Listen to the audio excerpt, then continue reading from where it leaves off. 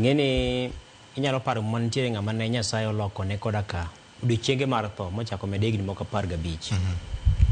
Mateni kana Nyasaye loko ga pache. Emomiyo samoro ji lemo mikwaye ma kaponi nitie gimoro ma dhi timore kama to chunye duogo lor to wacho ni waketi obed kama. President William Ruto jawacho ga ni mana ng'ama ofuwo kende, ng'ama ming kende moklok ga paro. Kanye ma bire. Ka koro Nyasaye maloko pache to koro jatend piny ang'ade mone loko pache. Mana ng'ama ofuwo kende ema nyalo loko pache. Koro apano gima nitiere ka en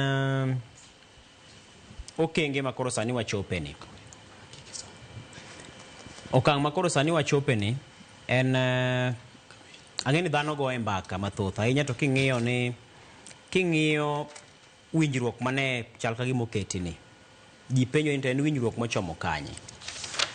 To mana kane wawacho motelo ni rieko nitie mane Raila nitie godo kod kweth mare. Kech kinyo kaka nitie ne Sifuna loso to Sifuna wacho maber ni wasesomo gini. Wang'eyo gima en to gi gima ok en. Matiende ni winjruok man cha ikete kok gi mar MOU ni. Ging'eyo ni mae gima en to ma ok en. Ma ok en cha ne nyiso niya ok gidonje winjruok ni koro gidhi siro Ruto 2027. Nikech king'iyo mana kane Fred wache motelo, pek mar wach nitiere gi dwaro ma koro sani giketo piny mondo mi chop kare kod sirikal mar William Ruto. To mokwongo kuom gi king'iyo wach mar NADCO, ng'eni sani nyalo bedo matek ahinya mondo mi tere oganda jo Kenya e referendum. Referendum mateno ombulu mar paro. Nikech kiwacho ni dwa keto NADCO report e tim, to nyisi ni dhi chuogo lemo mar Prime Minister kata lemo mar jatelo motelo ne kweth makwedo sirikal. To mondo mi dhi ket jo Kenya mondo mi ogo ombulu mar paro sani nyalo bedo matek. Koro sano kanyo bende nyalo bedo kod to. Samoro gikone wanyalo chopo kar dwaro mar keto e tim agenda mane nitie NADCO duto. Wan kod wach machielo ka mano ma en mar nonro mar gope ma Kenya nitiere godo.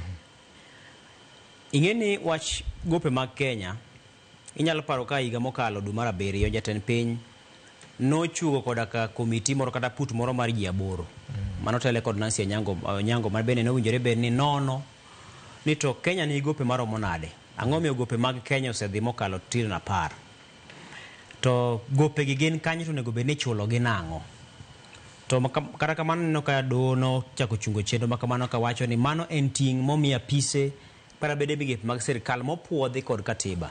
Mano koro ofis mar Director General to kod mamoko. Mowinjore bed ni konono ni to Kenya nitie gope machalo nade. To sechul gi chopo kanye tadima pod odong'.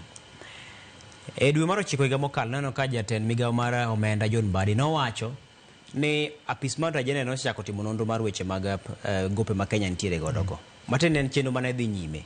Koro sani kada ka koro kete ni dwani mondo mi Kenya obed kod yo minyalo non godo gope mage. Taparo ni mano gen mana mbaka mi chake nuoyo. Nikech owinjore bed ni apis mar Director General ma miwa report ni to en ang'o Kenya ochung' kanye kod ka gope mage. Koro apana gin mana weche mane oketo kacha mondo bed madiny.